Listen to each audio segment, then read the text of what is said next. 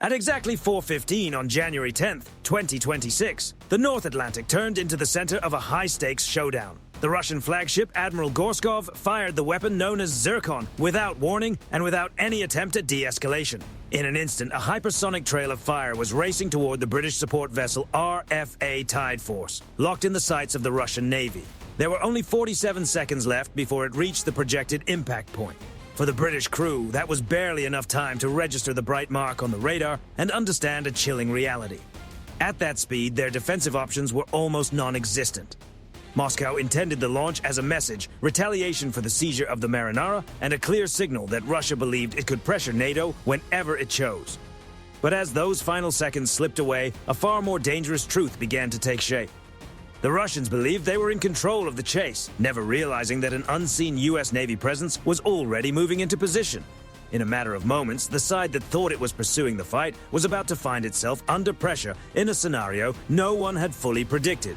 To understand why a support ship like RFA Tide Force became the focus of a Mach 9 strike, you have to go back to the vessel that set the whole chain of events in motion, the ghost ship Marinara.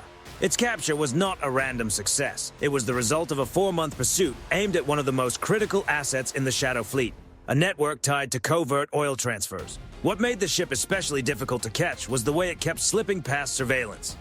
On December 21st, in an effort to avoid being tracked by the US CGC Monroe, it transmitted 39 fake distress calls in succession, overwhelming rescue channels and creating confusion. Then, on January 1st, 2026, it made its boldest move yet. The ship took on the name Marinara and briefly sailed under the Russian flag using a permit reportedly rushed through by the Russian Ministry of Transport on Christmas Eve. The goal was simple: turn a smuggling vessel into what looked like protected Russian territory and move it under submarine escort toward Murmansk. But NATO had already connected the dots. P-8, a Poseidon patrol aircraft operating from Keflavik, Iceland, worked alongside British RC-135W electronic surveillance aircraft to confirm the ship's IMO identification code 9234567, providing solid proof that the vessel was operating under a false flag. In that wider operation, RFA Tide Force became a vital part of the logistics chain, supplying the fuel needed to keep the dragnet in place and helping box in the Marinara long enough for U.S. Special Forces to step in and take action. By January 7th, Moscow's anger was impossible to hide. The loss of the Marinara was more than a financial setback. It was an intelligence failure that exposed activity along the strategically important GIUK Gap shipping corridor. Analysts concluded that the Kremlin needed an immediate demonstration of strength to make the West think twice, and that is when Operation Shadow was set in motion.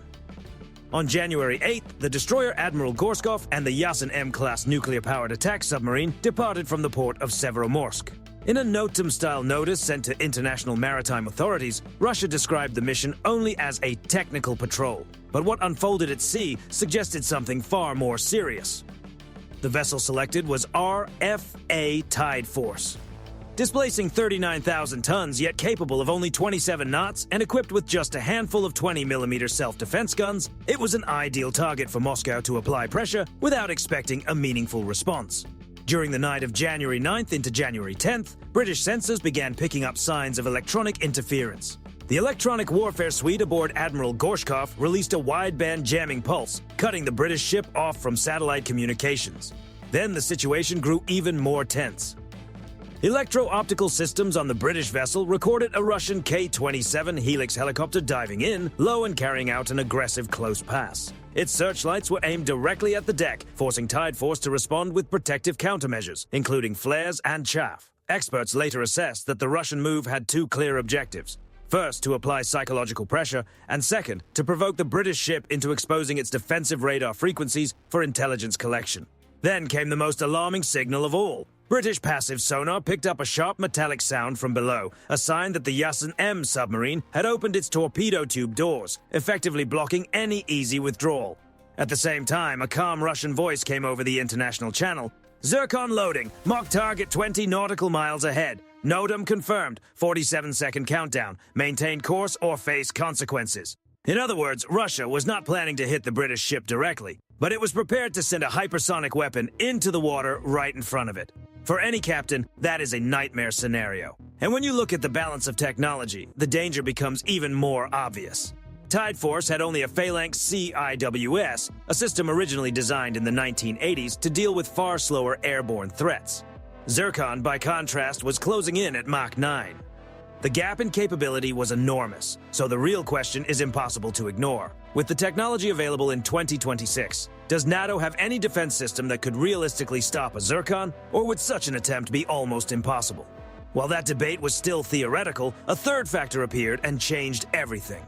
Just as the situation seemed beyond recovery, Tide Force's sonar picked up a strange contact, small, fast, and unlike anything in the Russian database. Two stealthy objects were moving in silently from the west. The question was simple. Could they get there before Zircon left the launcher? At exactly 4:15:30, the launch order was given. A column of flame split the darkness over the North Atlantic as the 3 M22 Zircon burst out of its vertical launch system and climbed with extreme speed, reaching an altitude of 30 kilometers within seconds. At that point, its hypersonic scramjet engaged, driving the weapon to roughly Mach 9, close to 3 kilometers per second. At such speed, the air ahead of the missile compressed so violently that it formed a glowing plasma envelope around the front section. And that plasma shell was what made the situation even more serious for NATO. It scattered radar energy so effectively that on Tide Force's display, the incoming Zircon looked almost unreal, fading in and out, skipping from one coordinate to another like a phantom. The Royal Navy's phalanx CIWS spun across the sky with nothing solid to lock onto. Captain Harrison had only enough time to shout over the ship-wide speaker, "Impact in 10 seconds! Down now! Brace! Brace!" Above them, the Ka-27 helicopter remained in position, as if Moscow wanted every second captured on camera. Images of a NATO crew facing a hypersonic show of force without a clear answer would carry enormous propaganda value. There was no direct hit on the British ship, but what followed was still deeply unsettling. Zircon slammed into the sea exactly 20 nautical miles ahead of Tide Force's bow, just as announced. Yet at hypersonic speed, the contact with the water unleashed an effect comparable to a major blast. A massive wall of water surged upward like a moving cliff, and the shockwave hit a moment later, hammering the hull of the 39,000-ton vessel and sending a violent shudder through the entire ship. From Moscow's perspective, the mission had worked. The data had been gathered, the footage had been captured, and the British vessel was still afloat, left behind as a visible reminder of the warning. To the Russians, it must have looked like a complete success. But just as they were preparing to declare the drill finished, the entire tactical picture changed in an instant. The real danger was only beginning. The electronic warfare suite aboard Admiral Gorshkov, one of Russia's most valued systems, suddenly erupted with collision alerts. The Poliment radar screen shifted from target lock to full interference. Then, from both flanks, two low-profile gray vessels emerged from the edge of the jamming field at 35 knots, dark, silent, and almost unrecognizable at first glance. They were USV Ranger and USV Mariner, unmanned surface vessels from the U.S. Navy's Ghost Fleet Overlord program. They had not appeared by accident. Earlier, a USP-8A Poseidon had located the Russian formation and guided the two robotic craft into position, where they drifted quietly for 4 hours. In a twist no one on the Russian side had expected. The very NOTAM test zone Moscow had declared had effectively become a trap of its own making. Ranger and Mariner were also faster than Admiral Gorshkov, which could manage only 29 knots at best under full load. Below the surface, the pressure on the Yasen M submarine was just as intense. An Orca X LUUV sent out an active sonar ping close to the submarine's propeller arc, a quiet but unmistakable signal that it had already reached a favorable attack position if the situation escalated further. On the surface, the tension rose even higher. At an extremely close flanking distance of just 500 meters, the vertical launch system hatches on USV Ranger opened, exposing SM-6 missiles ready for action.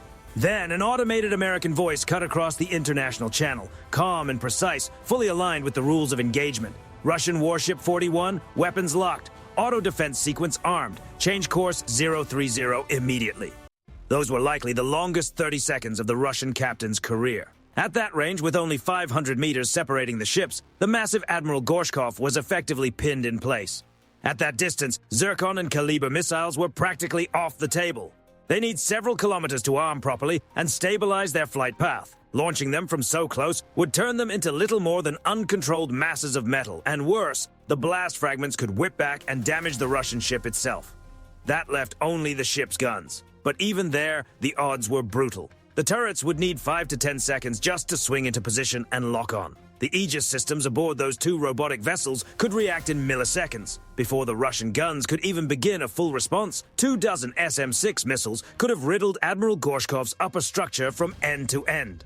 What made the moment even more unsettling was the psychological shock. The Russian captain understood he was not facing a traditional opponent, but machines.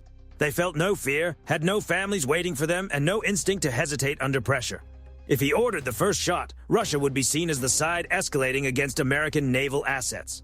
If his ship went down, the political cost would be enormous. And even in the unlikely event that he destroyed those unmanned vessels, Washington would have lost only equipment, not personnel. Then the pressure tightened even further. RFA Tide Force quietly slipped into position behind the US V formation. In that instant, the screen was complete. For Russia to target the British vessel, it would have to fire through two American robotic craft first. Silence settled over Gorshkov's bridge. The only sounds were the low hum of the ventilation system and the strained breathing of the weapons officer. Then, at last, the Russian captain took his hand off the launch control, muttered a curse under his breath, and gave the order. Turn 180, heading 030, maximum speed. The flagship of the Northern Fleet rolled hard as it came about, pouring thick black smoke into the air as it tried to break free from the trap as fast as possible. Inside the launcher, the Zircon missile began to cool. The confrontation ended not with another launch, but with a sharp blow to Moscow's image. Admiral Gorshkov withdrew behind a trail of smoke, while Russian officials were likely left hoping that the footage captured by the K-27 helicopter could still be turned into some kind of narrative win. As expected, the footage would likely have been cut and reframed to claim that the British vessel had provoked the confrontation and was then forced back by Russia. By now, that pattern is familiar. It would have been the ideal storyline for domestic audiences after the embarrassment surrounding the Marinara incident. But this time, Moscow lost the race to shape the narrative. The moment the Russian ship turned away, US European Command moved fast and released the full picture. A video assembled from electro-optical systems aboard British and American vessels showed everything in clear detail. The Russian Ka-27 helicopter making aggressive low passes near a stationary British ship, the massive Admiral Gorshkov boxed in by two much smaller unmanned craft, and, most damaging of all, the Russian flagship pulling away while trailing thick black smoke. In a matter of moments, any attempt to turn the episode into a propaganda win was effectively shut down. But this is not the moment to relax. Zircon's setback here may mark the decline of one way of thinking about naval power, yet it also points toward a much less predictable phase. A growing number of analysts are now asking whether, after being checked on the surface, Moscow could place even greater emphasis on asymmetric operations beneath the sea. No one knows for certain where that shift might lead, but systems like Belgorod and the Poseidon platform are now being discussed with renewed urgency. And the next pressure point may not be a warship at all. It could be the undersea cable networks that carry a huge share of the West's communications. So here is the real question. If Russia moves away from visible surface confrontations and leans harder into undersea disruption, will the US Ghost Fleet still play a decisive role? Share your view in the comments, and if you enjoyed this video, don't forget to like and subscribe so you can follow the next move in this high-stakes military chess match.